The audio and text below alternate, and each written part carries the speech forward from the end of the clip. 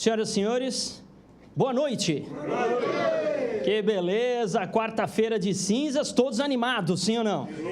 Sim, muito bem, sejam todos bem-vindos. Vamos conversar então um pouco a respeito de ciclos e tendências no mercado imobiliário. Não, é terrível. Eu tenho que falar que vocês vão perceber que durante a palestra vai ter alguns momentos que eu vou ficar parado. Com certeza esse é o momento que estão tirando foto. Porque me recordo uma vez, estava fazendo uma viagem pelo Cresce, né, e fui fazer uma palestra, tá? E aí vocês vão perceber, eu me movimento muito, tudo, e aí teve uma hora, tiraram a foto, e eu estava apoiado numa das pernas, coçou a minha nuca, eu cocei a nuca, e neste momento eles tiraram a foto, e a foto saiu assim. Eu estava falando uma palavra com a letra U, então eu fiquei, exatamente, aí eu fiquei tenso, agora tem foto, eu travo, faz pose e tudo mais, mas vamos lá, afinal de contas, quem sou eu, rapidamente? Meu nome é Anderson Bontorin, está aqui meu e-mail, então quem quiser, meu e-mail particular, esse aqui, não vai aparecer no final da palestra, então já anota aí, falecom@andersonbontorin.com.br. Mas tem um detalhe no meu nome que eu tenho que chamar a sua atenção, porque vai que você pretenda me mandar este e-mail, e se você não perceber este detalhe no meu nome, pode ser que o e-mail, obviamente, não chegue.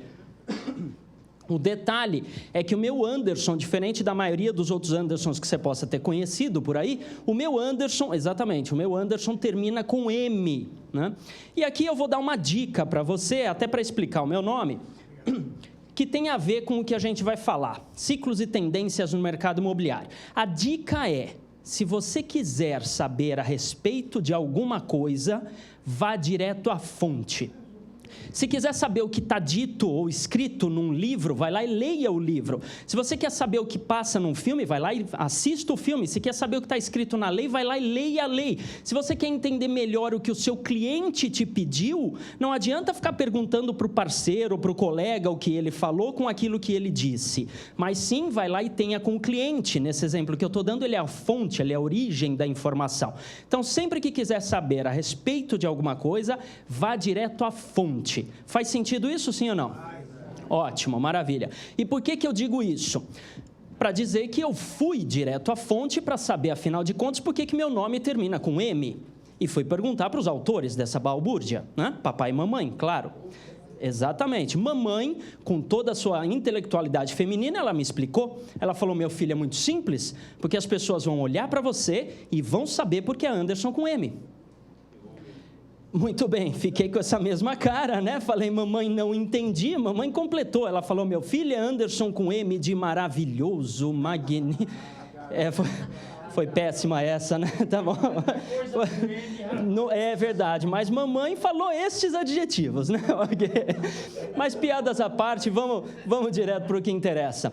Quem é Anderson Bontorin? Enfim, como foi dito, sou formado em marketing e vendas, em processamento de dados, sou jornalista, sou escritor, tenho 8 obras registradas na Biblioteca Nacional, corretor de imóveis, avaliador imobiliário, pesquisador em ciências sociais, professor de MBA, professor de Relações Humanas no mercado imobiliário do curso do ProS, aqui no Cresce.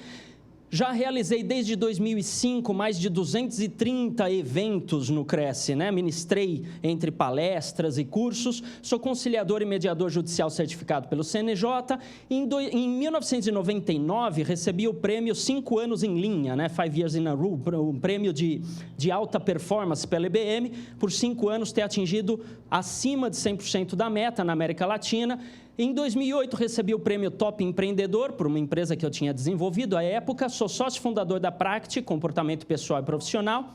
Sou colunista do BDI, o Boletim do Direito Imobiliário, tem a coluna lá, Corretor de Imóveis, eu escrevo lá para eles. Sou cofundador do Rotary Club São Paulo Vila Mariana. Estou alocado como chefe de setor de educação continuada aqui na sede do Cresce de São Paulo. E a despeito de tudo isso que eu falei, o que eu considero ser mais relevante, mais importante, pelo menos para mim, né, é que eu sou o esposo da mulher mais linda desse planeta.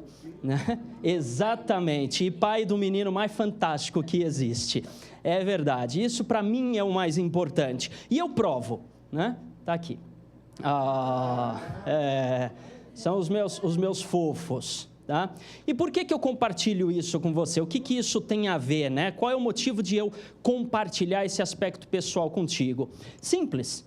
Porque a vida não é muito complacente conosco. A vida não suporta muito os nossos deslizes, os nossos erros. A vida passa feito um rolo compressor. Sim ou não? Sim. Ou você tem sucesso, ou você não tem sucesso. Independente disso, a vida vai passar por cima de você. Então, você tem que ter motivos. Você tem que ter um motivo forte o suficiente para fazer você seguir à frente.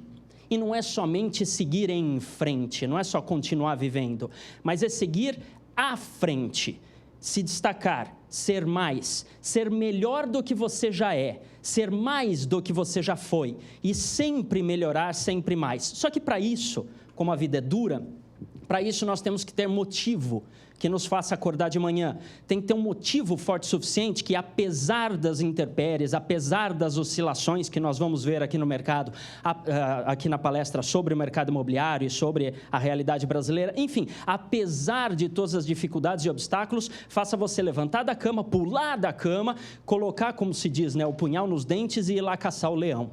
Faz sentido isso, sim ou não? Ótimo. Eu não estou dizendo para que você tenha um motivo que seja igual ao meu. Eu não estou dizendo para que você tenha a sua esposa, o seu marido ou o seu filho como motivo. Eu estou dizendo que estes são os meus motivos.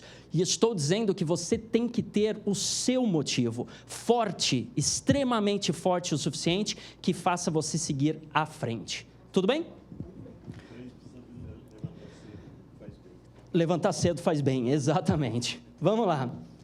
Tá? Então, vamos entender o comportamento do mercado imobiliário, para que a gente possa falar das tendências, falar das análises, vamos entender o comportamento do mercado imobiliário. Primeiro, vamos falar um pouquinho de teorias. Tá? Primeiro, uma teoria muito interessante. Aí no fundo, vocês conseguem ler essas letras pequenas? Conseguem, né? Ótimo. Então vamos lá. Primeira teoria, né, de Pizer, de 2015, uma pesquisa interessante que ele fez. Os preços dos imóveis são, por sua natureza, instáveis e propensos a ciclos. Portanto, o preço sobe e desce, sobe e desce, sobe e desce continuamente. Tá? Muito bem, isso vocês sabem na prática. Os ciclos do mercado imobiliário são demonstrados pela oscilação do preço. Isso é uma coisa importante. A oscilação do preço é que demonstra em que momento do ciclo, que a gente vai ver como funciona, nós estamos. Tá? Os ciclos são demonstrados, do mercado imobiliário especificamente, são demonstrados pela oscilação do preço desses imóveis.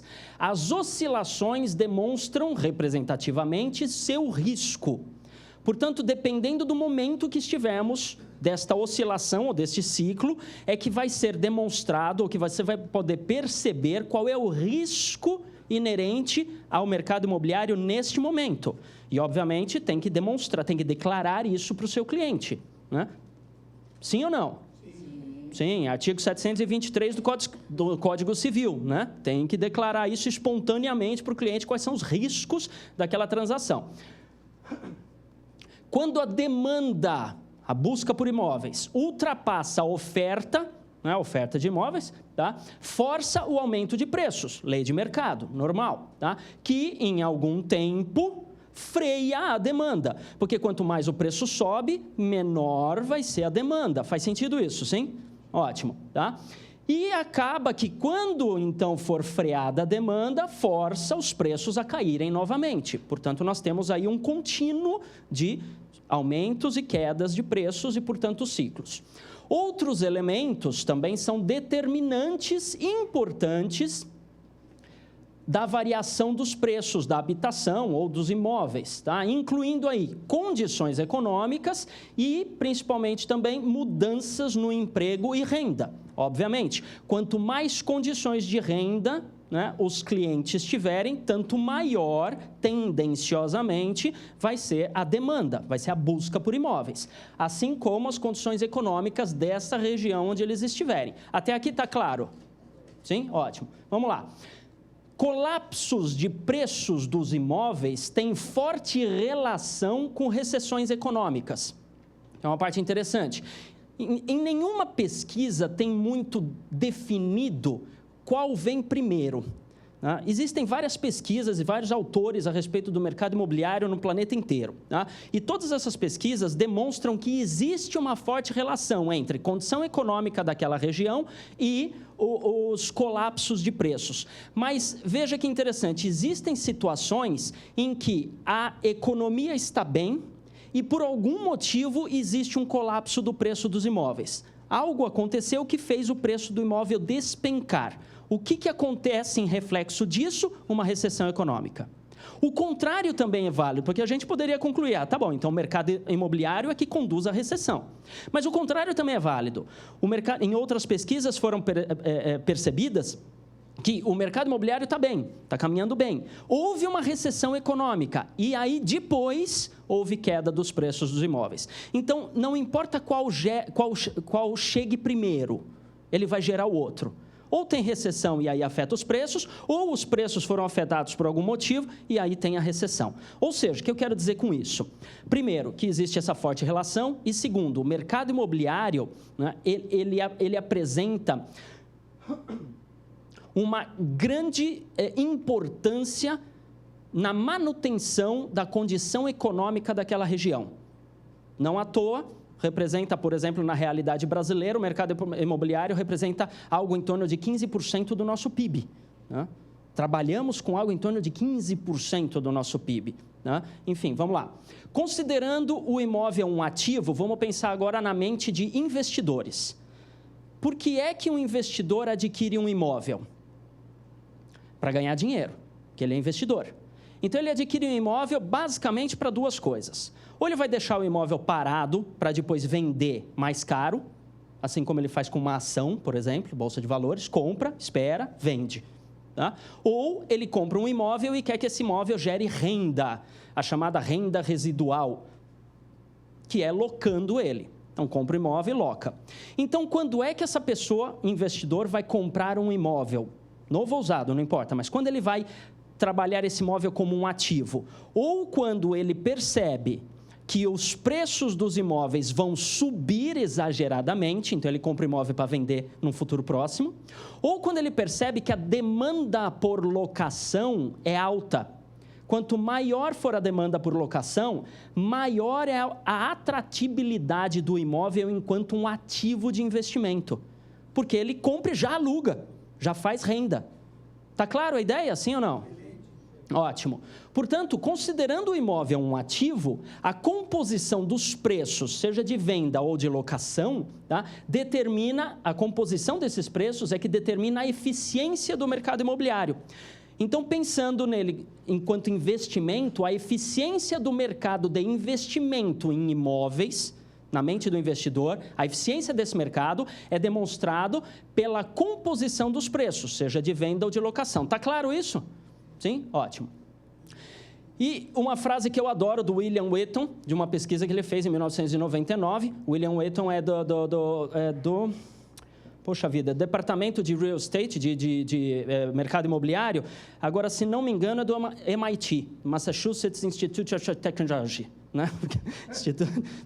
É difícil falar isso, né? Massachusetts Institute of Technology, ok? MIT, tá? Enfim, ele diz, quando os agentes eu estou chamando corretores de imóveis, quando os agentes atuam de forma racional, tornam-se capazes de prever corretamente o comportamento do mercado imobiliário. Faz sentido isso, sim ou não? Sim, ok. Agora, o que é atuar de forma racional? Boa pergunta, né? Estava pensando, O que é atuar de forma racional? Primeiro, não ir na onda. O que é ir na onda? Algo acontece e a mídia publicita alguma coisa, como, por exemplo, estamos em crise e ninguém está vendendo nada. E aí você lê isso num jornal qualquer, e aí o que você fala? Estamos em crise e não estamos vendendo nada. Aí você acredita nisso. E aí eu te pergunto, você vai vender alguma coisa? Não, porque você foi na onda, você acreditou que não está vendendo nada e a culpa é da crise, então por que eu vou fazer alguma coisa diferente se a culpa não é o que eu estou fazendo, não é essa diferença que vai fazer eu vender? Porque a causa da não venda é a crise, está dito lá no jornal, então eu não vou fazer nada diferente, então eu estou indo na onda. E aí o que acontece? Eu não vendo. O que eu vou falar? Realmente, estamos em crise e não estou vendendo nada. Isso é racional? Não. O que é racional? Se quiser saber a respeito de alguma coisa, vá direto à fonte. O que é racional é, independente do que falaram, é você ir na fonte, nas pesquisas de fato, nos dados de fato e verificar o que está acontecendo. E nós vamos ver isso e vamos ver como fazer essas pesquisas. Tudo bem? Então, vamos lá.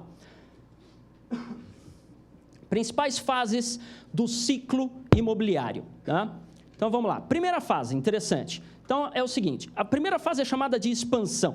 Ela não tem primeira, segunda, terceira fase. Eu comecei de algum momento, mas como é um ciclo, então ela se repete. É só um momento instrucional aqui. O que acontece? Essa linha pontilhada que vocês estão vendo é o total de demanda menos o total de oferta, ou seja, imóveis buscados versus imóveis anunciados. Tá? Então, nós temos ali um momento... Deixa eu vir para cá para apontar. Porque isso aqui o laser não pega, porque a tela é de cristal. Então, está aqui. A demanda aumenta mais rápido que a oferta, até o pico. Por que a demanda no mercado imobiliário aumenta de forma mais rápida que a oferta no mercado imobiliário? Muito simples, porque a demanda depende apenas de um interesse na aquisição ou na locação.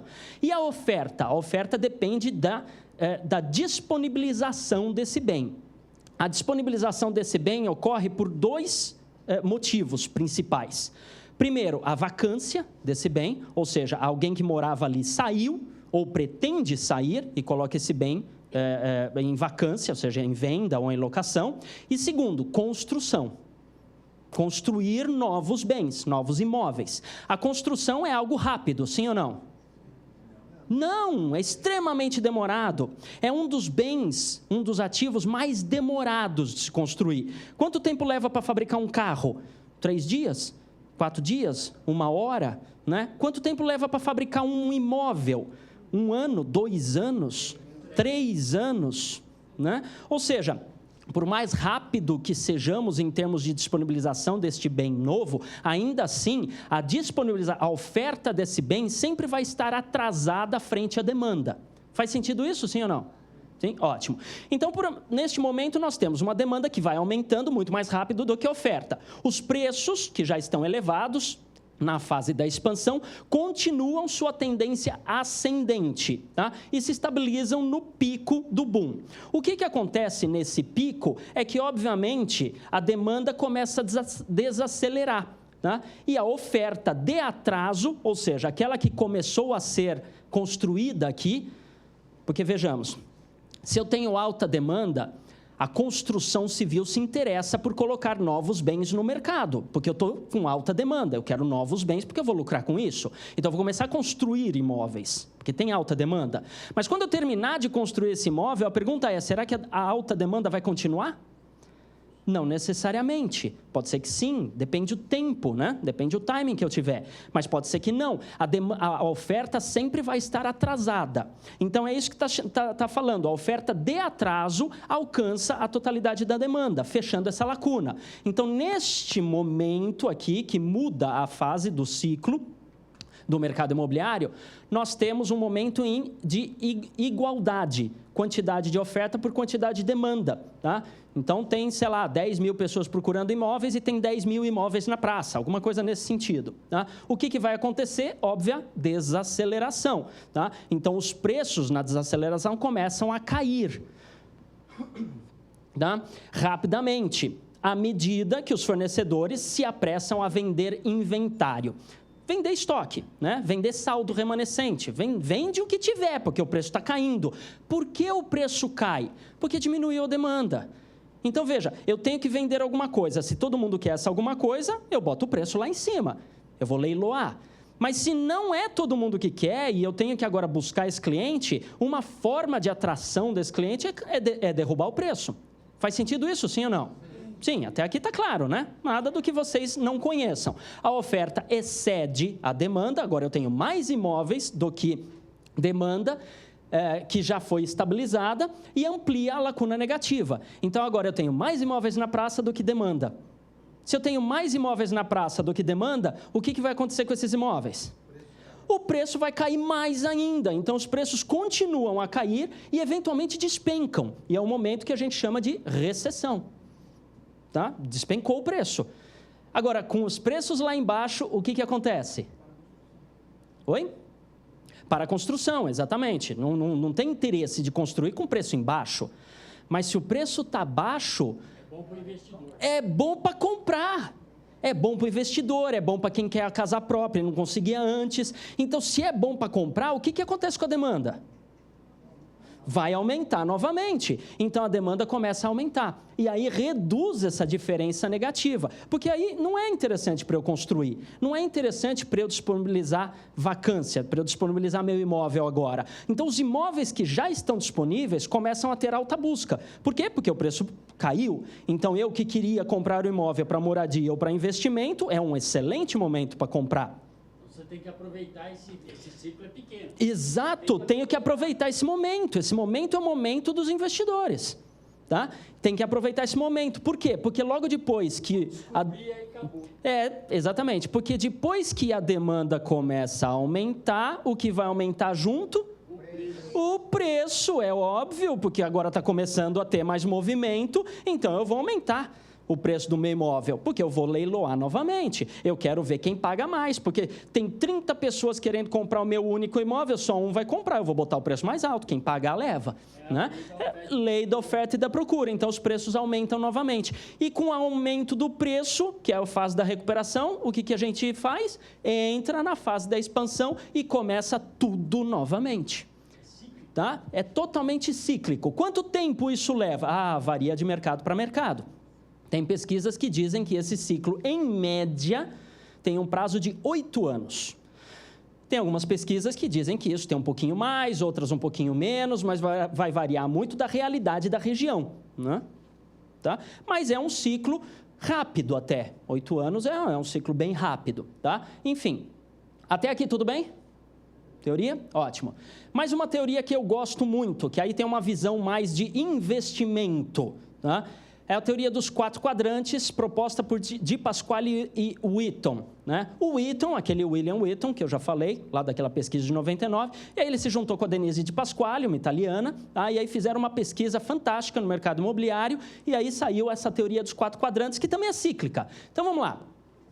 Tá? Nós temos 4 quadrantes. O quadrante aqui, falando a respeito do mercado de propriedade, determinação do aluguel, quadrante de mercado de ativos, tá? Avaliação do imóvel, aqui de construção, custo de construção, ou ainda ver o imóvel como um ativo, construção, e aqui mercado de propriedade, o ajuste do estoque. Vamos entender esse ciclo. É um ciclo também. Tá? Então, vamos supor um estoque X de imóveis. Tá? Eu tenho um estoque X de imóveis, aqui eu tenho uma curva de demanda. Tá? Ou seja, quanto menor é o meu estoque, tanto maior vai ser o preço, neste caso aqui, de aluguel. Isso aqui é uma visão de investimento. O investidor quer comprar e alugar, e depois ele vende para ganhar mais. Quer comprar e alugar, quer ter renda. Tá? Uma visão de investimento. Quanto menor é o meu estoque, maior vai ser o aluguel. Quanto maior o meu estoque, menor vai ser o aluguel pela lei da oferta e procura e dos ciclos imobiliários que a gente viu antes. Muito bem. Então, eu tenho um X estoque, eu tenho um X valor de aluguel, comparativo. Tá? Este valor de aluguel vai demonstrar o quanto é atrativo esse investimento. Pensa na mente do investidor. Quanto maior é o aluguel, mais atrativo para o investidor é ter um bem alugado. Faz sentido isso? Sim, ótimo. Portanto, quanto maior é o aluguel, maior é a atratividade, maior é o preço do imóvel. Porque se está mais atrativo adquirir imóvel, então o preço vai subir. Faz sentido isso? Ótimo. Se o preço está alto, custo de reposição ou custo de construção também é alto, tá? Mas aí vem a parte interessante no que diz respeito à construção. Se o preço do imóvel está alto, a construtora quer parar de construir ou quer construir mais? Quer construir mais? Então eu vou aumentar a minha quantidade de construção. Faz sentido, né? Ótimo. Quanto mais construção eu tenho, num X momento, tanto mais estoque eu vou ter à venda. Tá? E se eu tenho um estoque maior, então, obviamente, o preço do aluguel vai cair. Se o preço cai, o preço do imóvel cai e a quantidade de imóveis novos a serem construídos também cai. Mas se a quantidade de imóveis construindo ou disponibilizados no mercado num X tempo cair, o que vai acontecer com o estoque? vai ser menor e aí, portanto, eu tenho um aluguel mais caro. E assim, eu mostro o ciclo em 4 quadrantes. Eu adoro esses 4 quadrantes porque dá para ter uma visão muito clara do mercado. Faz sentido isso, sim ou não? Sim? Ótimo. Vamos lá. Agora sim, e a realidade brasileira? Como é que está aqui, né? Porque isso é muito bonito, a teoria é muito legal, as pesquisas, papers, journals, pesquisa científica, acadêmicas e tudo mais. Tá, agora vamos para a prática. Como é que está o mercado, né? Realidade brasileira. PIB, Produto Interno Bruto. Vocês sabem, né, que o PIB, só por curiosidade, que o PIB somente do distrito de Santo Amaro, aqui na cidade de São Paulo, somente do distrito, não é o bairro de Santo Amaro, mas o distrito de Santo Amaro, tem vários bairros, o distrito de Santo Amaro, na cidade de São Paulo, o PIB produzido somente ali às vezes empata, às vezes fica superior, mas é igual ou superior ao PIB do Paraguai inteiro? Sabia? Sabia disso? Faz sentido. Paraguai é 6 milhões e bem pobre. Paraguai, 6 milhões o quê, de habitantes? Sim, é bem pobre. Tem 6 milhões de habitantes, é bem pobre, mas a gente está falando de um bairro, né? Não falamos nem da cidade, né? Olha o potencial financeiro que nós temos, né? Enfim, mas vamos lá. Essa foi a realidade brasileira, tá? Até primeiro trimestre de 2017 com relação ao PIB. É um bairro, mas é grande, deve ter 3 milhões de habitantes.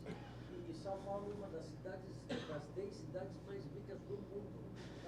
O colega está falando, é um bairro, apesar de ser um bairro, tem 3 milhões de habitantes, tem indústria lá, São Paulo é uma das cidades mais ricas, né, que a gente tem, pelo menos no Brasil, na América Latina, com certeza. Certamente, ainda assim estamos comparando o bairro com um país inteiro, né, enfim. Mas só para mostrar questões de PIB, tá? Mas vamos lá, variação percentual do PIB real brasileiro.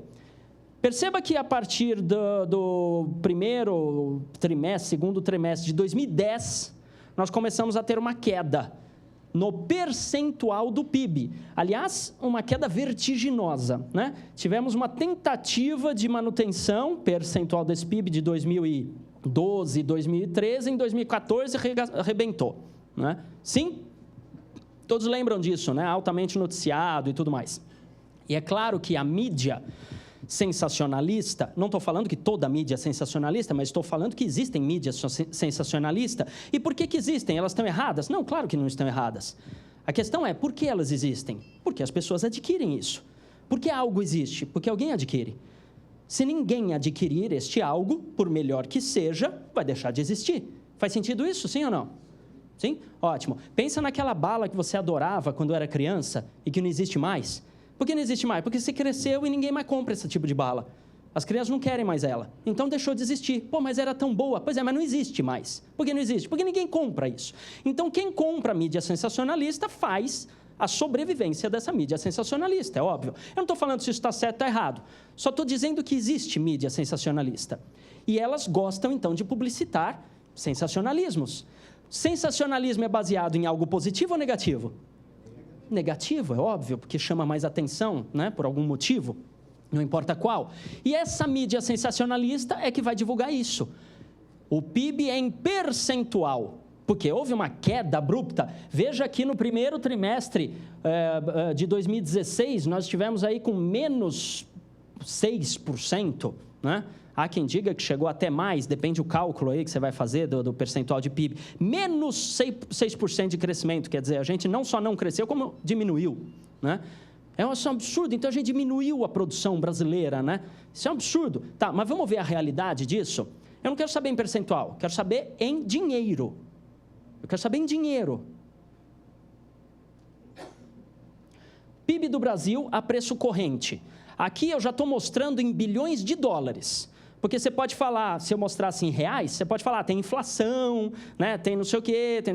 Tá, vamos mostrar em bilhões de dólares, porque aí fica mundial, fica um número mais estável, tá? Essa é a realidade, no mesmo período, tá? Essa é a realidade do PIB brasileiro. Veja que interessante que nós temos a partir de 2002, um crescimento vertiginoso. constante. Tivemos algumas oscilações, mas continuamos com um PIB gigantesco, comparado com 2002. 2002 estava aí, faz pouco tempo até, né? Vamos lá.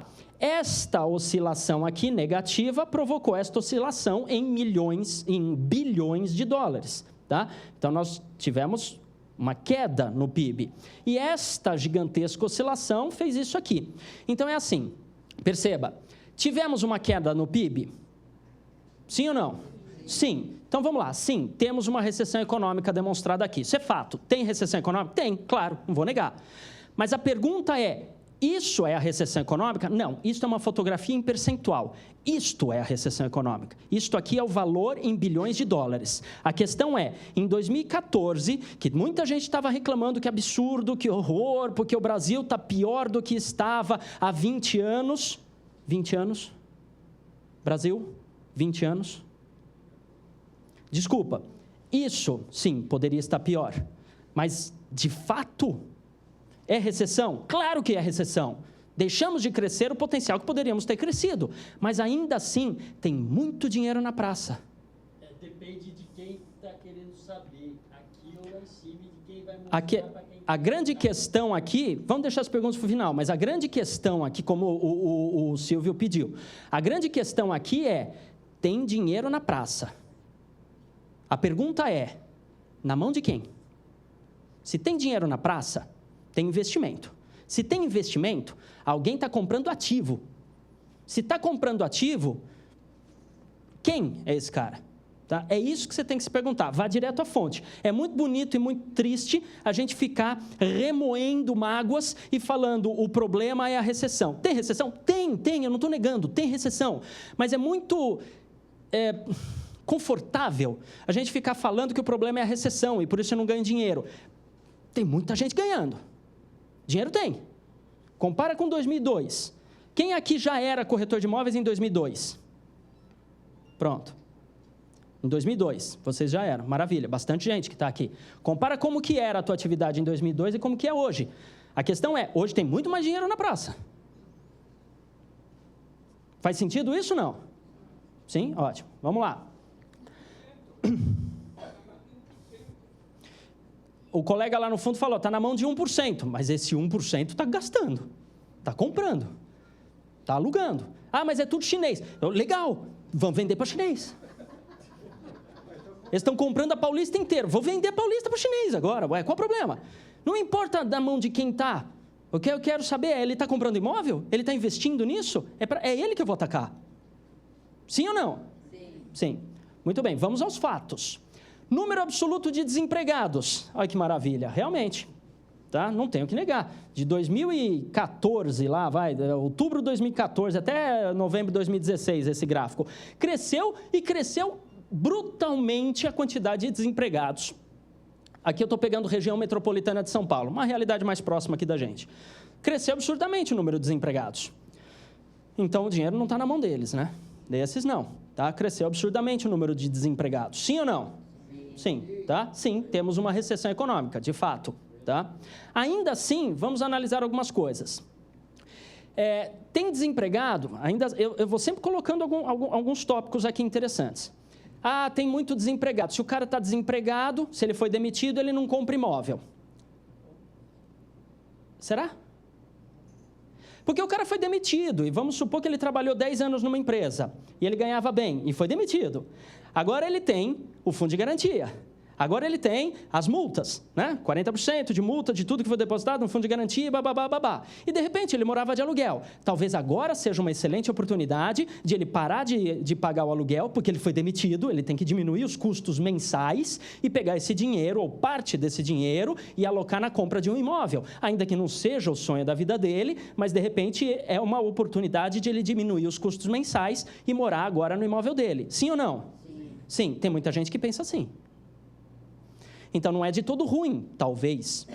Aí você fala, mas Anderson, ele poderia ter usado o fundo de garantia ainda empregado para comprar o imóvel. Sim, também concordo. Também concordo. De qualquer forma, estamos falando de fundo de garantia disponível. Tá? Nós temos aí. Mas sim, temos uma recessão econômica, sem sombra de dúvidas. É uma recessão econômica? É. Diminui o potencial de compra? Claro, absurdamente. Tá? Vamos lá. Impactos desses dados no mercado imobiliário. Primeiro impacto interessante, unidades financiadas por ano. Aqui, eu peguei as unidades financiadas com recursos de caderneta de poupança, tá? A fonte inteligência do mercado da ABCIP, tá? Uma pesquisa que a ABCIP faz. Veja que interessante, eu peguei 2 dados aqui, financiamento para construção e financiamento para aquisição. Então, financiamento para as empresas que constroem imóveis, ou aquele pessoa física que vai construir imóvel, e financiamento para aqueles que vão adquirir esses imóveis, novos ou usados, não importa. Tá? Então, veja o que aconteceu a partir de 2011.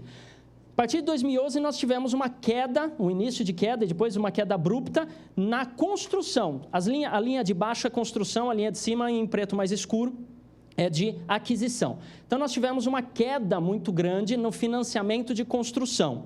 E tivemos, obviamente, uma queda logo depois, na sequência, a partir de 2014, uma queda muito grande no financiamento de aquisição. É óbvio, tá? Porque temos desempregados, a pessoa não vai conseguir, então, arcar com o financiamento, então ela não vai financiar.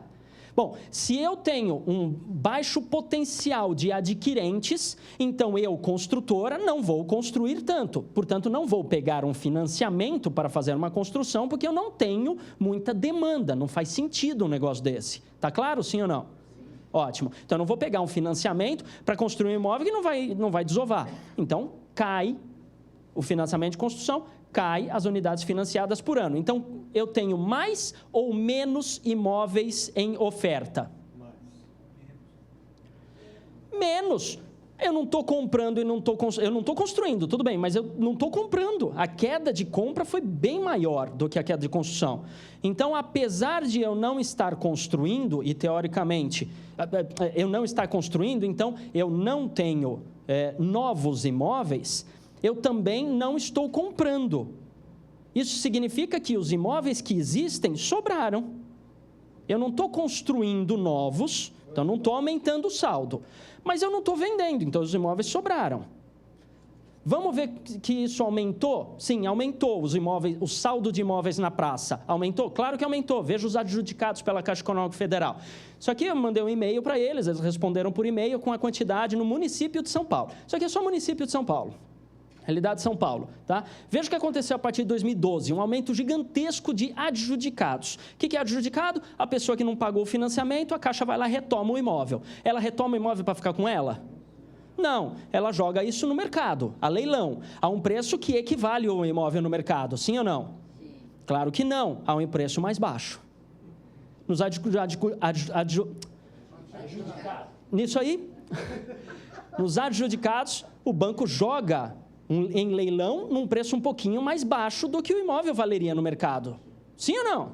Sim, é mais baixo. Então, ela está despencando o preço, ela está fazendo uma concorrência. Relativo, porque ela já ganhou até que o cara se tornou inadimplente. O colega está falando, ela já ganhou. Sim, mas eu não estou falando quanto ela está botando no bolso. Eu estou falando quanto esse imóvel está anunciado no mercado.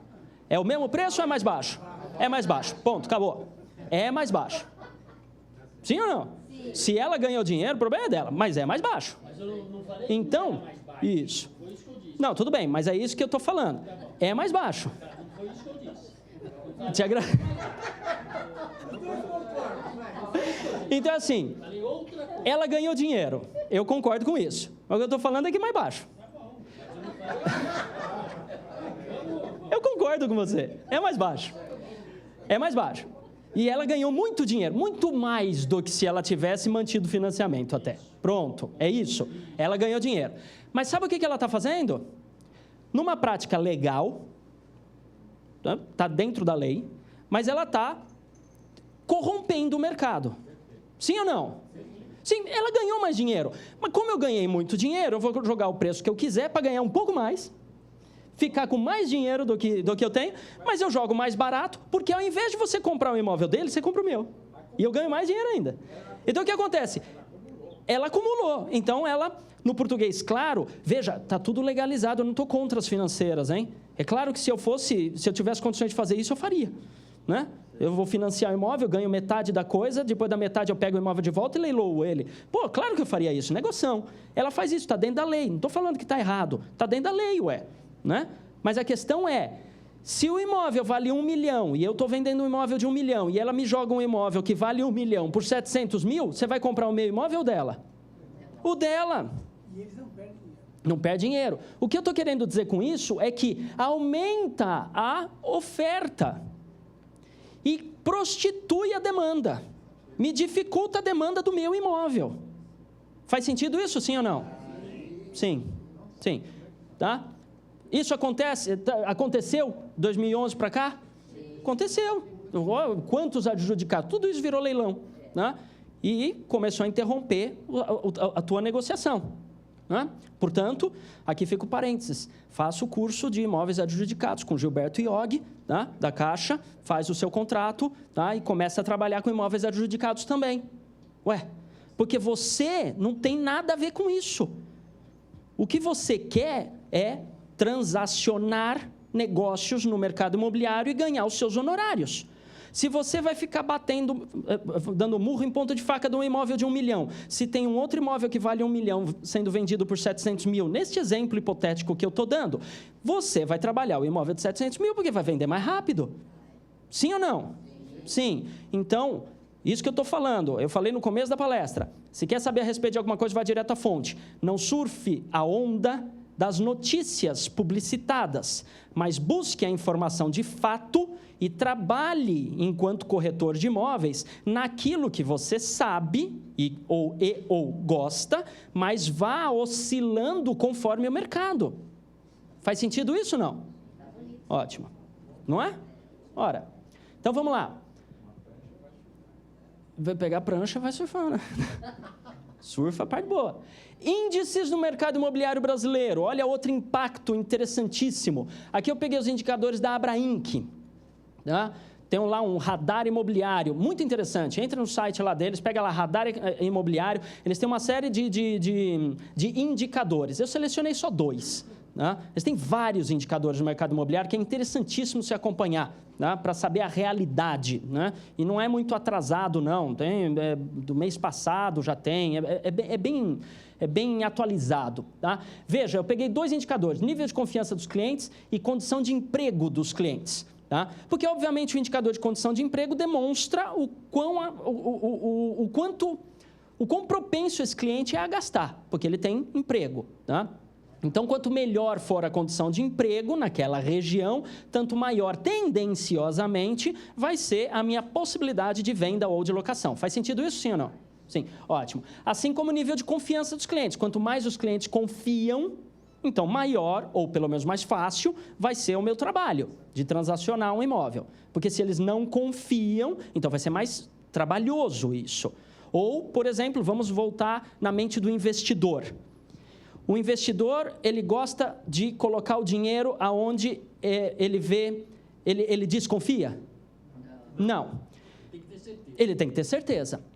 Tem investidor que gosta de mais risco, tem investidor que gosta de menos risco, mas ainda assim é o perfil do investidor. Aquele que gosta de mais risco, ele estuda, ele se prepara, e para o que a maioria chama de risco, para ele ainda é informação, obstáculo, e ele consegue lidar com isso. Às vezes perde um pouquinho, às vezes ganha um pouquinho, mas ele ganha mais do que perde, se ele está preparado. E não é esse tipo de risco que eu estou falando. Eu estou falando de confiança, independente do risco e do quanto eu sei lidar com o risco. Se eu não confio num investimento, independente do seu risco, eu não ponho meu dinheiro nele. Faz sentido isso, sim ou não? Ótimo. Então, quanto mais baixo é o nível de confiança num determinado ativo, e aqui a gente está falando de um ativo imóvel, né?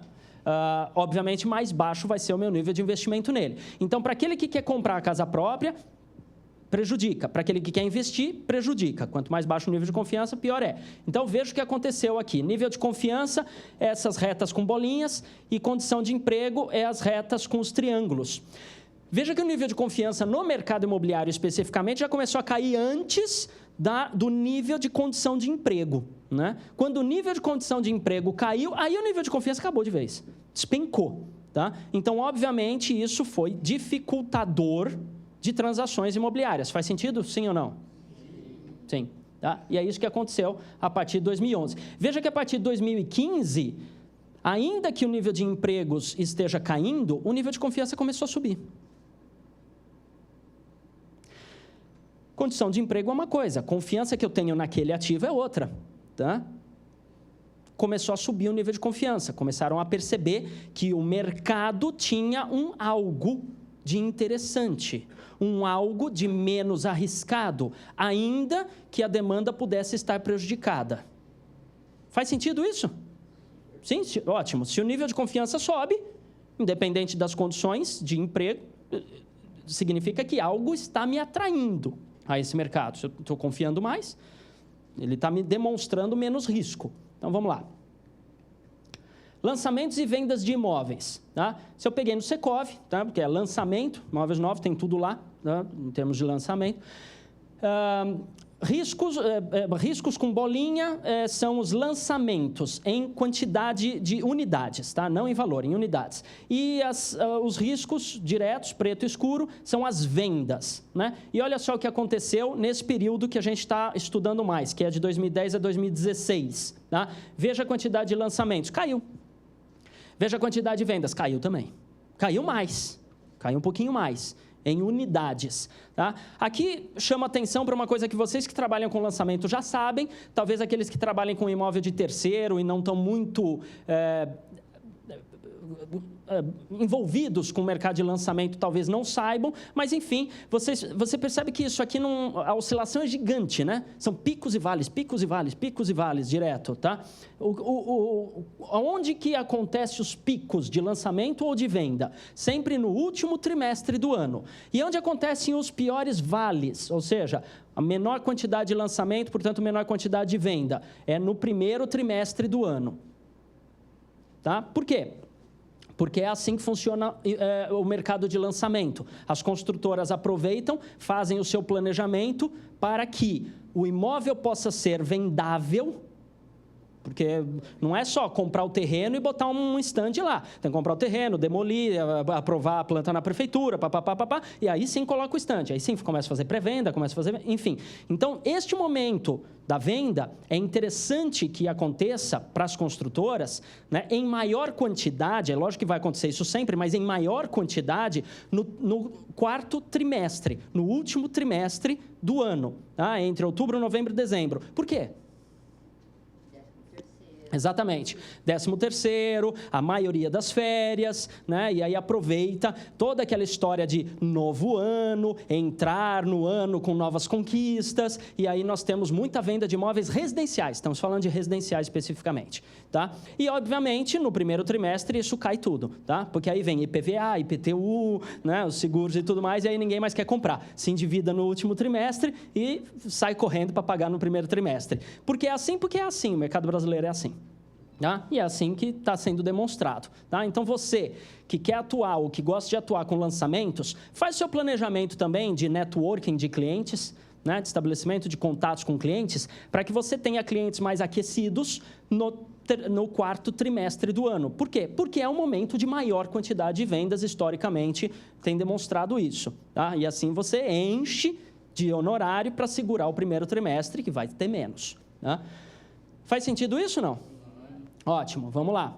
Mais uma vez, dicas todas baseadas em fatos, pesquisas. Vamos lá. Saldo de imóveis remanescentes.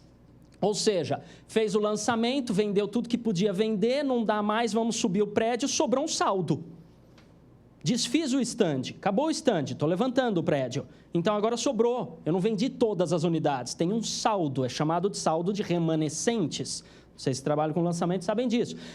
O imóvel é um imóvel de terceiro? Não, porque não teve nenhum dono além da construtora. Então, ele é chamado remanescente, ele não está no mercado terceiro. Tá? Ele é um lançamento? Não, porque o imóvel já está sendo levantado, não é mais lançamento. Então, é chamado remanescente. O estoque, tá? Inventário, alguns chamam. Né? Aqui no Brasil não é muito comum esse termo, mas que seja. Tá? A partir de setembro de 2010, veja o que aconteceu. Aumentou o saldo de remanescentes. É claro, a gente não mostrou que diminuiu o financiamento, diminuiu vendas, portanto, aumentou o saldo, porque os imóveis estavam sendo construídos, eles não pararam. Né? E muitos devolvem. Tá? Poder aquisitivo não acompanhou, também caiu, então eu tenho um saldo. Né? No saldo de remanescentes, especificamente, não sei se está considerado devoluções, agora eu não lembro. Tá? Mas tem isso também, tem as devoluções e tudo. Enfim, nós temos os remanescentes, um saldo maior. Isso significa que eu tenho muito mais imóveis no mercado. Faz sentido isso? Ótimo, muito mais imóveis no mercado. Se eu tenho muito mais imóveis no mercado mantendo a mesma demanda, eu tenho uma facilitação, uma dificultação, existe esse termo? Acho que existe, né? Dificultação, tá? De transacional, de vender esses imóveis. O vendedor, exatamente. Se eu tenho um saldo maior e uma menor demanda comparada com o saldo, se a demanda é a mesma e eu aumento o saldo, então a demanda fica proporcionalmente menor. Então eu tenho, se eu mantiver o mesmo preço, eu dificulto a venda. Mas como eu tenho maior concorrência, pensando agora no proprietário, eu tenho maior concorrência, eu vou despencar o preço para vender, porque eu não estou conseguindo vender. Isso faz todo sentido, sim ou não? Sim. Porque vimos isso no ciclo, no ciclo imobiliário, na teoria dos 4 quadrantes, de Di Pasquale e Wheaton. É o que, teoricamente, seria o mais lógico pela lei da oferta e da procura fazer. Mas vamos entender. A partir de 2011, nós tivemos queda de unidade financiada de construção, também tivemos queda de lançamento e de vendas de imóveis novos, também tivemos aumento do saldo de imóveis remanescentes. A partir de 2012, tivemos aumento de adjudicados pela Caixa Econômica Federal. A partir de 2014, tivemos queda nos indicadores de confiança e indicadores de emprego de clientes, também queda de unidades financiadas de aquisição. Quais foram os resultados? Até agora, já vimos que tivemos menor quantidade de imóveis em construção. Tá? Então, menor estoque sendo produzido. Também tivemos maior quantidade de imóveis disponíveis.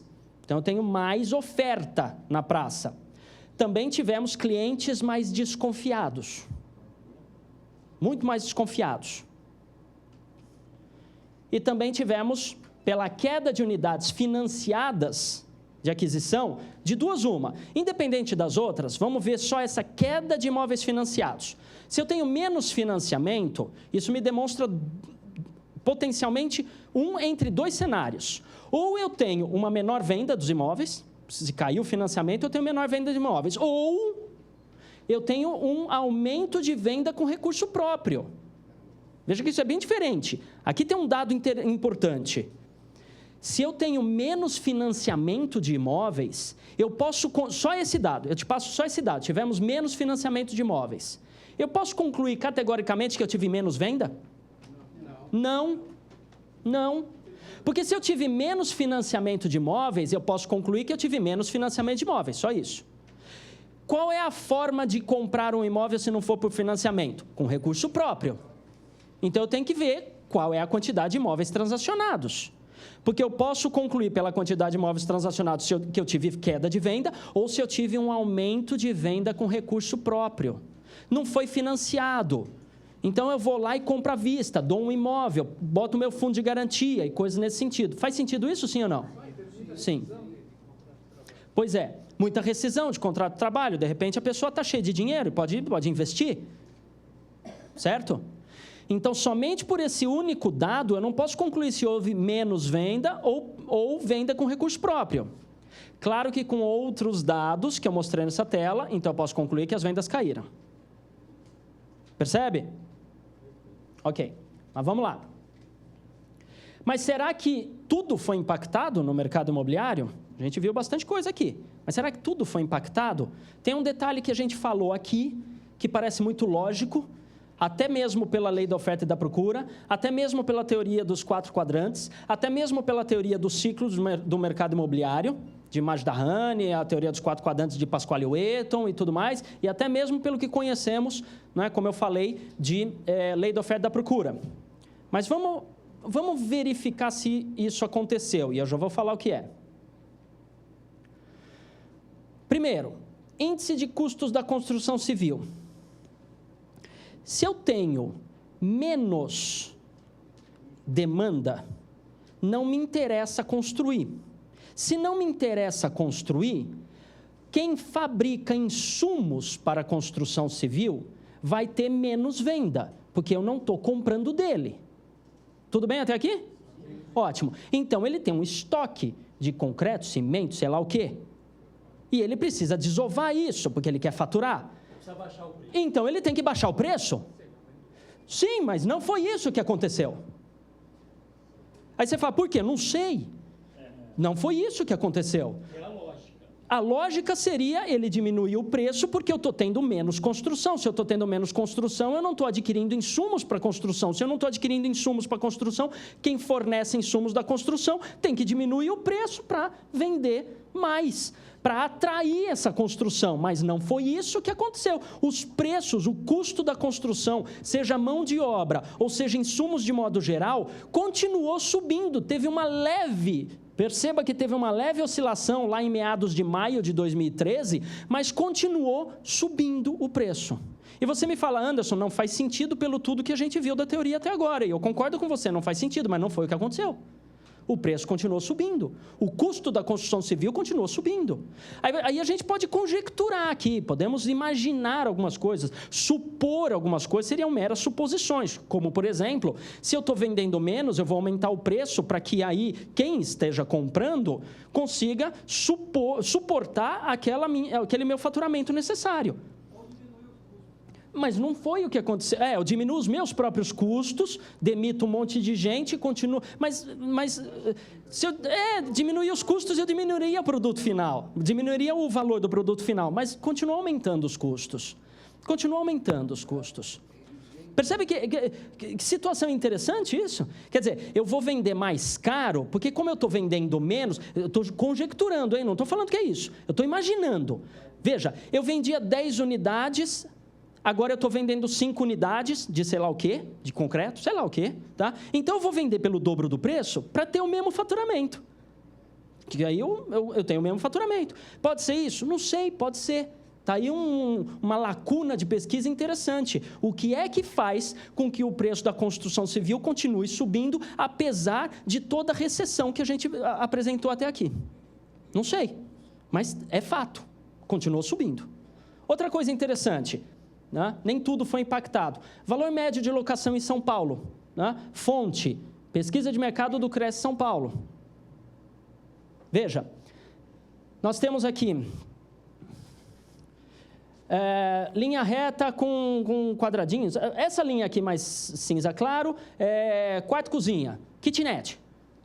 Aqui com xizinho é apartamento de 1 dormitório, com bolinha apartamento de 2 dormitórios, com triângulozinho apartamento de 3 dormitórios, com quadradinho apartamento de 4 dormitórios. Média geral. Tá? Juntei aí tudo, baixo padrão, médio padrão, alto padrão, todas as zonas, tudo. Estou falando de São Paulo, município de São Paulo. Somente município de São Paulo, tinha que pegar alguma localidade, peguei o município de São Paulo pela quantidade de dados. Tá? Oi? Pela enormidade, é isso, obrigado, é isso mesmo. Tá? Veja que interessante, no mesmo período, de janeiro de 2012, dezembro de 2011, até novembro de 2016, se a gente traçar uma linha de tendência, o preço médio da locação de kitnet continua o mesmo, de 1 dormitório, de 2 dormitórios, de 3, de 4 dormitórios, várias oscilações. Claro, é óbvio que tem oscilações, a pesquisa, às vezes, aluga mais caro, aluga mais barato, sei lá, tem oscilações de negociação do mercado, mas aí a gente traça a tendência. Traçando a tendência, continua tudo o mesmo preço. Espera aí, mas eu tenho menos negócios acontecendo. Se eu tenho menos negócios acontecendo, eu preciso atrair o cliente. E uma das formas de atrair o cliente é baixando o preço. Sim ou não? Sim, mas não foi isso que aconteceu. O preço não caiu. Aí você fala, tá, Anderson, mas aqui você está falando em reais. Estou falando em reais, de face, reais. Sim, mas aqui nós temos inflação, e a inflação come isso. Sim, come isso. Você vai me perguntar, mas e a inflação? Vamos tirar a inflação. Tá? O que aconteceu aqui é que o preço médio se manteve. Um imóvel era alugado por R$1.000, ele continuou sendo alugado por R$1.000, e continuou sendo alugado por R$1.000, e continuou sendo alugado por R$1.000, e continuou sendo alugado por R$1.000. Mas nesse período a inflação comeu um pedaço disso. Ele continuou com o mesmo preço de face. E a inflação comeu esse pedacinho. Volta. E a inflação comeu um pedacinho desse valor. Então a gente vê que teve uma pequena queda. Tá claro aí? Ótimo. O preço continuou o mesmo, não foi acompanhado pela inflação, não foi atualizado, mas continuou o mesmo. Alguns senhores conversaram comigo em 2013. Logo que eu cheguei aqui, que eu comecei a atuar no CRES em julho de 2013. E aí me perguntaram, 2013 começou toda aquela história de bolha no mercado imobiliário e o preço que vai despencar e tudo. E para alguns senhores eu falei, anota o que eu vou falar, o preço não vai mudar. A inflação vai corroê-lo um pouco, mas o preço não vai mudar. E foi o que aconteceu. O preço não mudou, a inflação corroeu um pouco, mas o preço não mudou. Pela teoria, o preço deveria cair, e muito, mas não caiu. Faz sentido isso?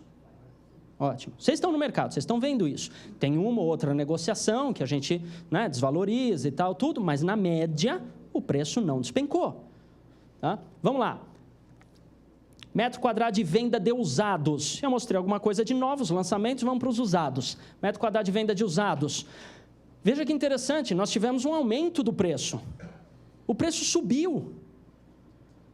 As construtoras fizeram grandes promoções? Sim, mas eu estou falando de usados.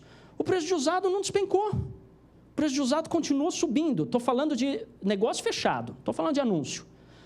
O imóvel lá em 2012 era anunciado por 1 milhão e fechava por 900 mil. O imóvel lá em 2014, aquele mesmo imóvel que fechava por 900 mil, foi anunciado por 900 mil e fechou por 900 mil.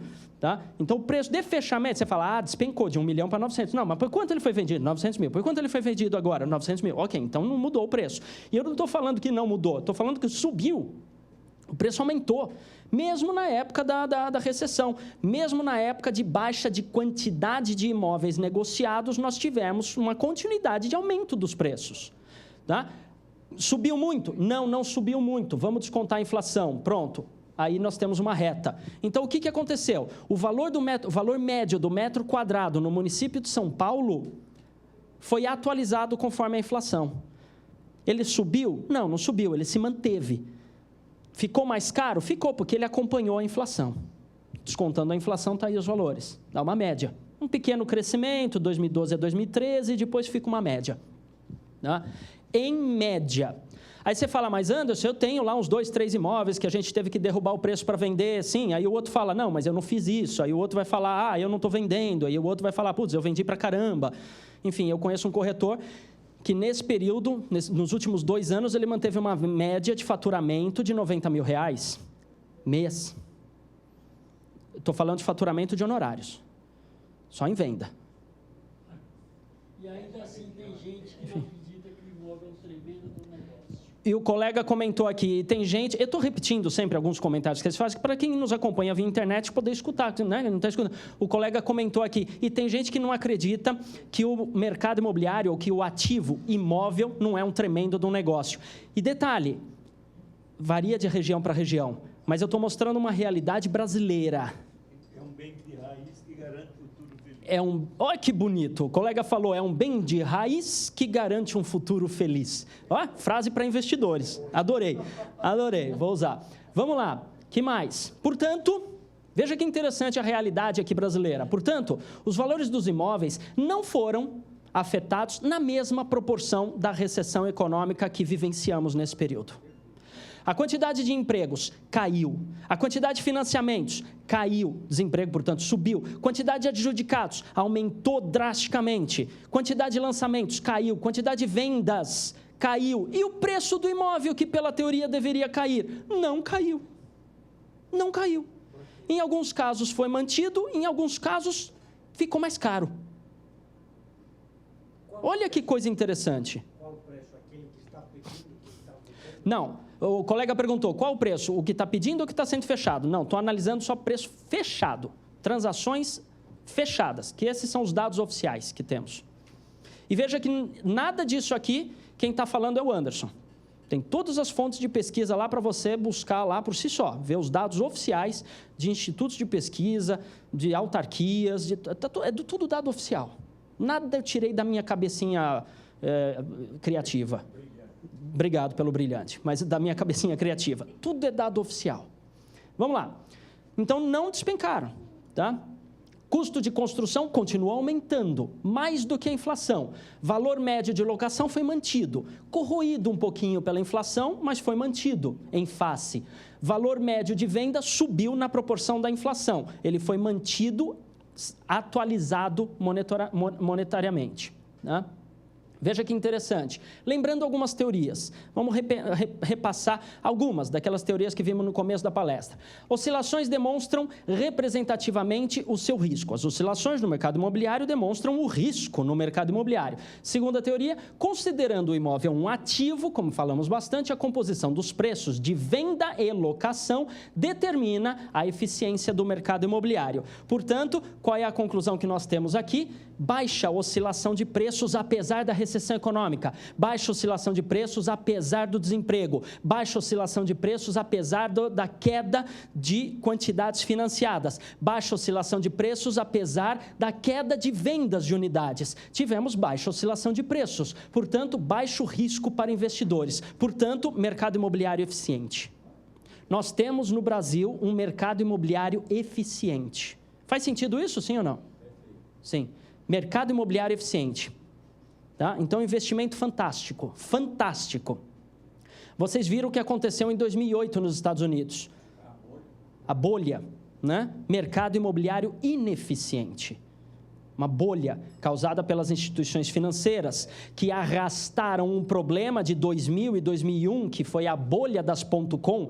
Os Estados Unidos já estava segurando uma recessão que estourou em 2008 e arrebentou o mercado imobiliário.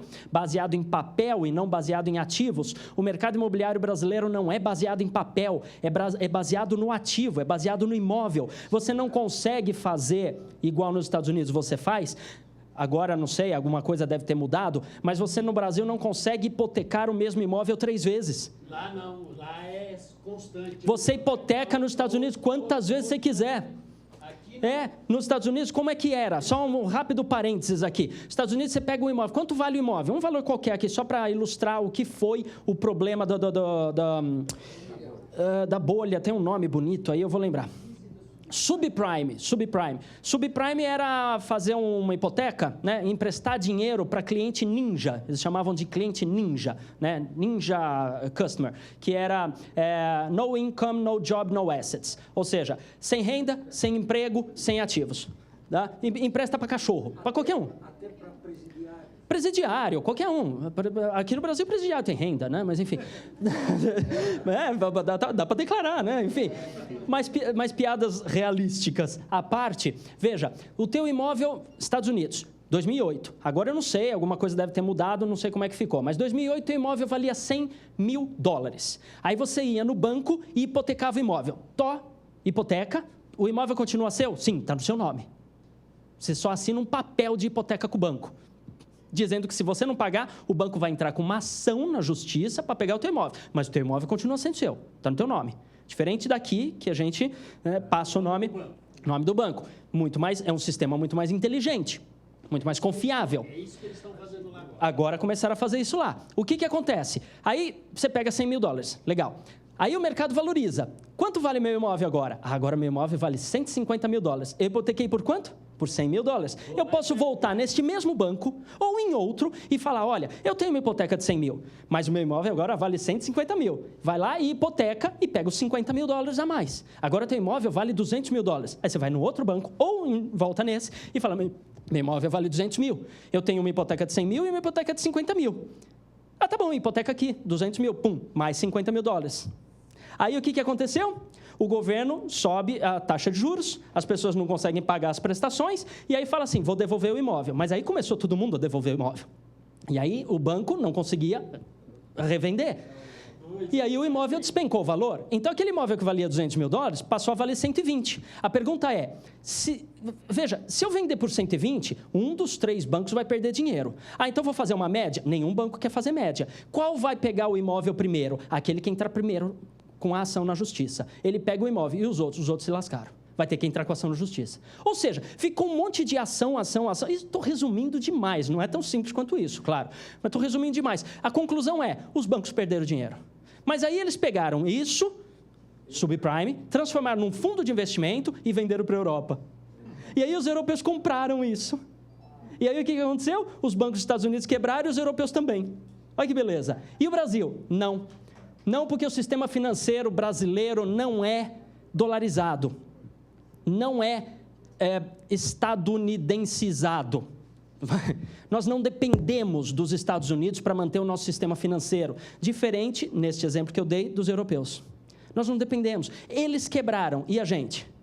Não, e 2008 foi lindo para a gente, porque não tinha, 2009 foi melhor ainda, porque não tinha mais aonde investir, e a bola da vez era o Brasil. E aí as pessoas em 2014, 2015 falam, está muito pior. Por quê? Porque vieram de uma safra maravilhosa de investimentos internacionais de 2009 e 2010, que a gente foi, assim, jorrava dinheiro internacional aqui para comprar imóvel, porque não tinha mais onde investir. Aí agora eles se reestabeleceram e a gente voltou à nossa realidade, que é muito melhor do que 2002, 2003, 2004, 2005. Mas acostumamos, né? Nos acostumamos com aquela realidade 2009 e 2010. Enfim, mas ainda assim, nessa recessão econômica, os dados demonstram mercado imobiliário eficiente. Outros elementos são determinantes importantes da variação de preço da habitação, dos imóveis residenciais, incluindo as condições econômicas e as mudanças no emprego e renda. Veja que interessante. Não houve, apesar de termos tido condições econômicas recessivas, apesar de termos grande mudança no emprego e na renda, não houve grande variação de preços, mas houve alguma oscilação na quantidade de negócios. Sim, caiu a quantidade de negócios, mas não oscilou o preço. A pessoa pode não ter vendido, mas ela não perdeu o valor do ativo.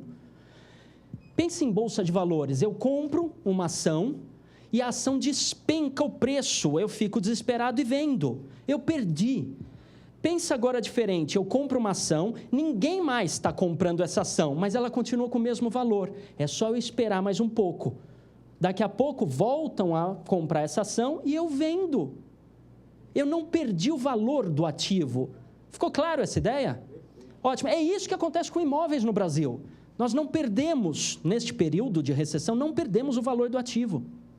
Isso é fantástico. Falar isso para um americano, falar isso para um europeu, falar isso para um chinês, eles vão delirar. Investimento no Brasil é excelente, não é à toa que o Brasil está entre um dos primeiros pela IFIRE, a American Foreign High Investors in Real Estate. Ela é mantida pela, se não me engano, pela Bentley College, que é um fundo de pesquisas, né, mundiais sobre quais são os melhores locais para investimentos de americano fora dos Estados Unidos. Né? E o Brasil sempre está entre os primeiros. Sempre está entre os primeiros. Veja, colapsos de preço. Não, eu fico impressionado. Fala isso para um americano, pelo amor de Deus. Eu estou em contato com uma menina que faz uma pesquisa fantástica lá na Califórnia sobre resiliência, sobre quanto um mercado imobiliário é eficiente. E quando eu apresentei esses dados para ela, ela falou, eu não acredito. A gente não tem isso aqui nos Estados Unidos. Qualquer oscilaçãozinha, o preço despenca. O preço sobe, o preço é muito volátil. E eu mostrei, não, aqui não. Ela falou, nossa, isso aí é um mercado para pesquisa. Eu falei, claro que é. Né? Vamos lá. Não houve colapso de preços de imóveis. Não temos bolha imobiliária aqui. Pelo amor de Deus, quem fala isso não sabe buscar dados na internet. É tudo dado público e dado oficial. Quando os agentes atuam de forma racional, tornam-se capazes de prever corretamente o comportamento no mercado. Adoro essa frase do William Wheaton. Racional. Não vai na onda. Publicitam muita coisa por aí. Então, o mercado imobiliário brasileiro é altamente resiliente. O que é isso? Ele suporta as pressões. Resiliência é o nível de suportabilidade das pressões que acontecem. Ele sempre se restabelece. Né? O mercado imobiliário brasileiro é altamente resiliente. Vocês viram os números, vocês viram os dados. Estou terminando. Vamos lá, realidade de São Paulo. Veja o valor médio do metro quadrado de venda de apartamentos, aqui separado por zonas, tá? Desde primeiro trimestre de 2003 até quarto trimestre de 2016. Só crescimento. Isso aqui cresce. Pesquisa do Cresce. Tá? Eu peguei todas as pesquisas do Cresce, que estão disponíveis em PDF, tá? Peguei todos os dados, planilhei e gerei um gráfico. Os dados são todos oficiais do Cresce. Tá? Aqui, valor médio do metro quadrado de venda de casas separado por zonas. Né? Tá aqui também, crescimento. Oscilações? Claro que teve oscilações, é óbvio, é um mercado vivo, tem oscilações, mas veja os crescimentos, tendência de crescimento. Mercado altamente resiliente. Faz sentido isso, sim ou não? Sim? Ótimo. Vamos lá. Para terminar, mas por que tem corretores de imóveis faturando menos? Aí você fala, porque tem menos venda. Falta leitura. Né? Pronto, falta leitura. Falta boa vontade de trabalhar. Falta boa vontade de trabalhar. Então, vamos lá. Sim, tem menos quantidade de venda?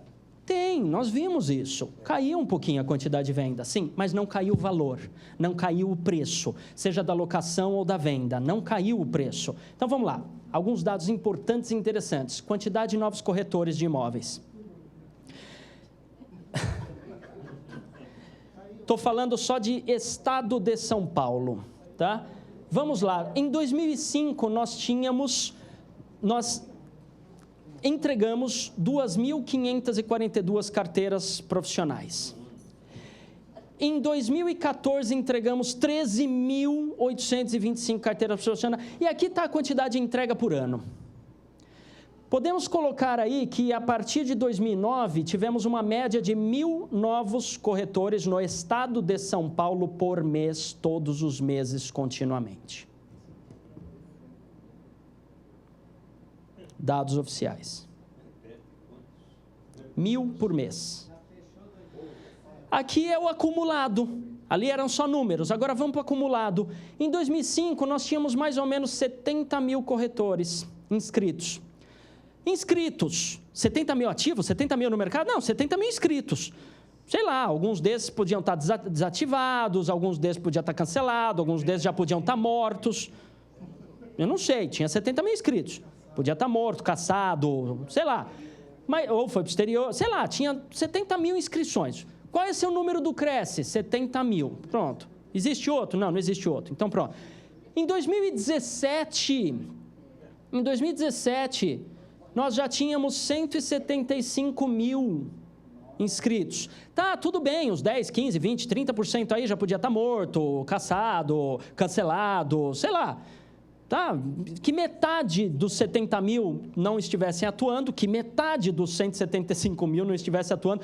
Gente, nós entramos em 2018, comecei a fazer uns cálculos lá, já estava com 181 mil, hoje já passou, hoje a gente já tem corretor com número de inscrição de 183 mil.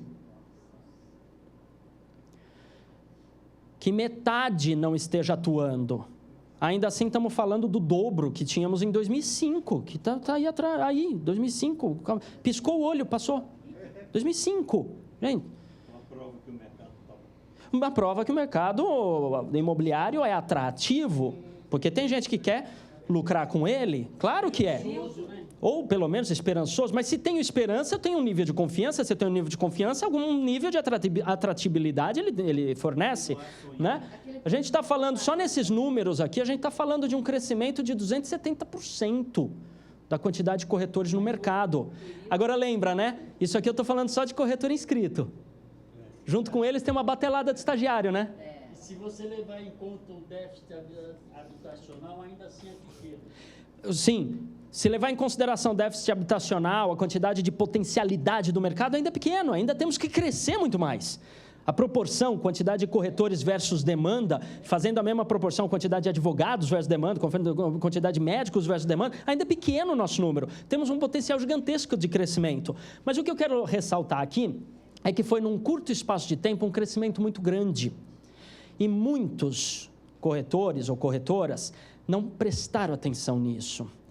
Cabe mais corretor? Cabe muito mais corretor. Só nasceu para todos. Cabe muito mais corretor, isso é fato. Mas a questão é que muitos corretores que estavam acostumados a ficar sentado atrás da escrivaninha, esperando o cliente se materializar na frente dele, desesperado para comprar alguma coisa, ou para vender alguma coisa, ou para alocar alguma coisa, esse tempo já passou. Agora é chegado o tempo de profissionalização, de sair à busca do cliente, seja para ser um locador, ou um locatário, um vendedor ou um comprador.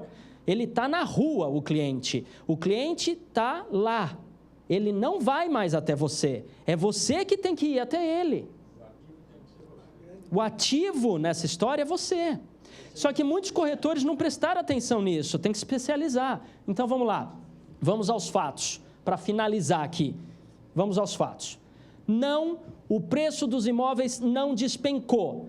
E quem falar isso está redondamente enganado. Ah, mas eu vi no jornal, está redondamente enganado. Busque as informações de fato, os dados pesquisados corretamente, cientificamente, na fonte. Vai lá nas pesquisas do Cresce, do Secov, da Abrainc, vai lá. Todas as informações estão lá, são dados oficiais. Não despencou. Ou ele foi mantido, ou até continuou subindo o preço do imóvel. Tá? Não existe bolha imobiliária.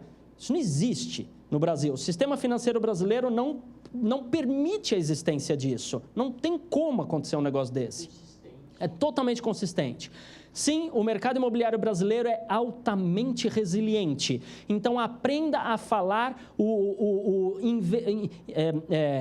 investimentês. Tá? A linguagem de investimento. Aprenda a falar com o investidor.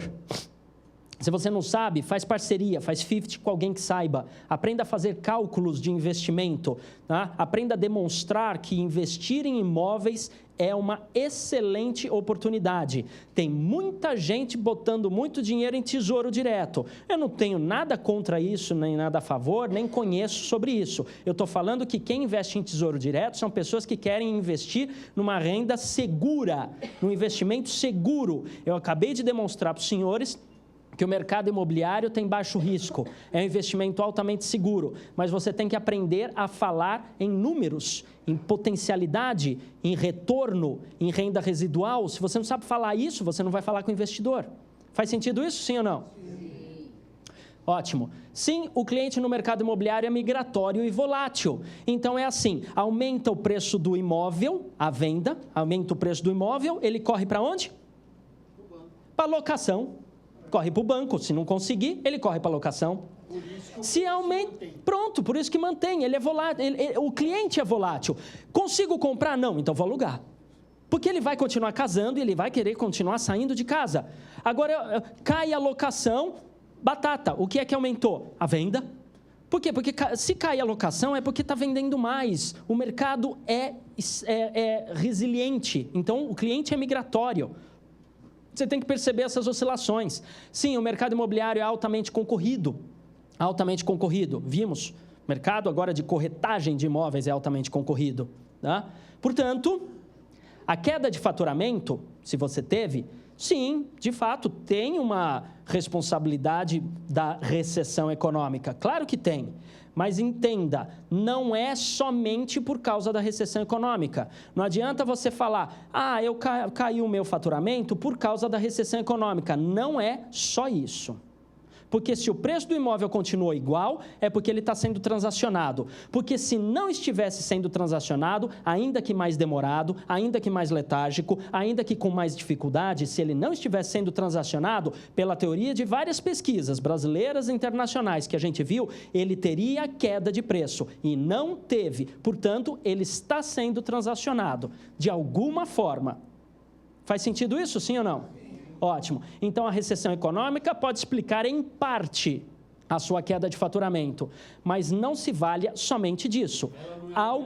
Ela não é a verdade absoluta. Algo você deixou de fazer ou fez equivocadamente para não ter o faturamento que outros estão tendo, porque alguém está abocanhando isso aí.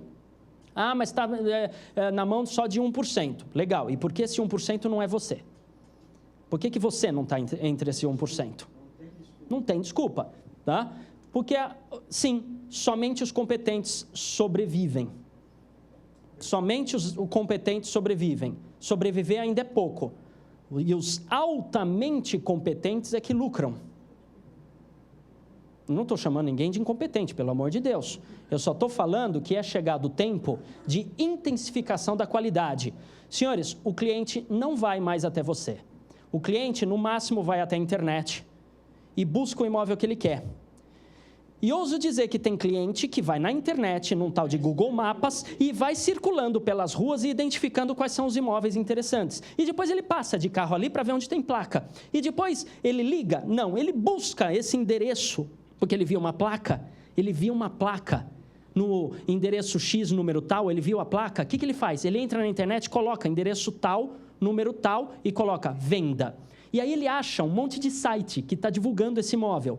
Porque ele não vai ligar para o teu telefone da placa. Ele vai fazer isso? Claro que alguns fazem, mas muitos vão na internet e vão direto na fonte. E muitos acabam achando até o número do proprietário, porque ele não fez exclusividade com ninguém. E aí você fala, por que ele não veio até mim? Porque você não foi até ele. Como é que você vai até ele? Não sei, esse não é o tema da minha palestra. Tem várias outras palestras aqui de como você ir até o cliente. Eu quis trazer dados dos ciclos e tendências do mercado imobiliário. Mas a grande dica é chegado o tempo de intensificação da qualidade. Primeiro, instrumental. Os recursos que você utiliza. Não é só cartão de visita e placa. Não é só um site na internet. Tem milhões de outros recursos. Milhões de recursos. São as redes sociais, é o WhatsApp, clubes de networking. Tem clubes de networking. Tem clubes, vários clubes, que as pessoas se juntam para tomar café da manhã e trocar negócios. Vários clubes por aí. Alguns são gratuitos, alguns são pagos, né? Enfim, teus recursos, os recursos que você utiliza para se lançar no mercado, você tem que aumentar, intensificar a qualidade. Ah, então tem que ter tudo? Não. Você tem que se especializar também. Utiliza a ferramenta que você tem na mão, que a boa vai aparecer. Pronto, utiliza a ferramenta que você tem, melhora a ferramenta que você tem, busca uma outra, talvez, uma de cada vez. Não tenta fazer tudo de uma vez, mas você tem que usar os recursos, tem que aumentar a qualidade, não necessariamente a quantidade. Outra, intensificação da qualidade comportamental, suas atitudes, o como você expressa, o como você se vende. Você se vende. Você vende imóvel? Corretor de imóveis vende imóvel? Não. Quem vende imóvel? O proprietário. Quem vende imóvel é o proprietário. Corretor de imóveis intermedia. E o que o corretor de imóveis vende, então? O seu serviço. O serviço de intermediação. A pergunta é, como você vende isso? Como é que você se apresenta para o seu pretenso cliente? Ele bate o olho em você e ele consegue confiar em você? Porque demora 5 segundos para ele te mapear. Ele bateu o olho em você, nesses 5 segundos ele desenvolve confiança, desconfiança, como é que é? Não sei, pergunta para ele. Assiste palestras e cursos, aqui no Cresce tem um monte. Não estou falando só do Cresce, tem por aí, o mercado está lotado de possibilidades, né? De como você pode melhorar os seus aspectos comportamentais, sua postura, e aí vai. Intensificação da qualidade intelectual, soluções oferecidas. É o que eu falei, pesquisar mais, saber falar para investidor, saber falar para comprador, saber falar para quem não entende nada. Como é que você faz um financiamento? Ajuda o cara não sabe fazer financiamento. Pelo amor de Deus, o cliente não sabe fazer financiamento, ele não sabe o que precisa. Ele entra na internet, vê meia dúzia de informações e acha que sabe. O cliente busca as informações na internet? Busca, a internet tem tudo? Tem tudo, até um monte de porcaria. E você é o especialista, você é o técnico, você que está lá para instruí-lo corretamente. Só que para isso você precisa saber. Tem corretor de imóveis que não sabe nem que no financiamento... Eu já conversei com corretor de imóveis que não sabe nem que no financiamento é obrigatório ter um seguro. Que absurdo. Não, é obrigatório? É claro que é obrigatório. Tem corretor de imóveis que não sabe o que diz o artigo 723 do Código Civil. E aí eu falei, você tem que prestar esclarecimentos de forma espontânea ao cliente. Espontânea quer dizer sem o cliente perguntar. Tem que ser natural. Natural, você tem que falar. E o cara me falou, não, então, é espontâneo. Espontâneo quer dizer só quando ele pergunta. Pelo amor de Deus, lê um dicionário. É exatamente o contrário, filho. Quer saber a respeito de alguma coisa, vai direto à fonte, tem um mal entendido, vai no dicionário. Já foi aquele... É sério, eu estou falando sério, estou fazendo piada. Já foi aquele tempo da pessoa falar, como é? Dicionário é pai dos burros. Burro é quem não consulta. É sério, burro é quem não sabe falar o nosso idioma, porque está cheio de mal entendido. Estou exagerando, sim ou não? Não, é sério, busca informações, amplie sua potencialidade intelectual e intensificação da qualidade funcional, conhecimento auferido e aplicado. Você tem que funcionar cada vez melhor, cada vez melhor. Se você continua funcionando, se você está funcionando igual você estava funcionando em 2005, desculpa, você está ficando para trás. Já ficou. E olha, aqui para colocar essa questão e finalizar, lembra da máquina de escrever? Lembra? A máquina de escrever mecânica, olha que interessante, máquina de escrever mecânica, ela funciona. Se você tem uma máquina de escrever mecânica, não elétrica, pode estar queimada, mas a mecânica, você põe o papel, bate as letras, os tipos bate na fita, bate no papel, ela funciona. Ela funciona. Ela faz o que ela foi feita para fazer. Ela dá o mesmíssimo resultado que ela dava há 30 anos. Ela funciona. Olha que beleza. Engraçado. Dá o mesmo resultado. O mesmo. A grande questão é, ela funciona hoje? Claro, você bate lá, ela funciona, continua dando o mesmo resultado e você me pergunta, Anderson, o que mudou? E eu falo, o que mudou é a expectativa das pessoas. A nossa expectativa não é mais aquele resultado. Ela não deixou de funcionar, ela não está errada. Ela só não responde mais às expectativas, porque as expectativas é que mudaram, ela não quebrou. O que eu estou querendo dizer para você é, não seja você uma máquina de escrever. Anderson, eu continuo dando o mesmo resultado. Eu sei, mas é esse o resultado que o cliente deseja hoje em dia? Veja, você não está errado, eu só estou dizendo que o cliente é que tem novas expectativas. Faz sentido isso, sim ou não? Senhores, para finalizar, o meu sincero desejo a todos vocês é o seu sucesso de verdade. Muito obrigado.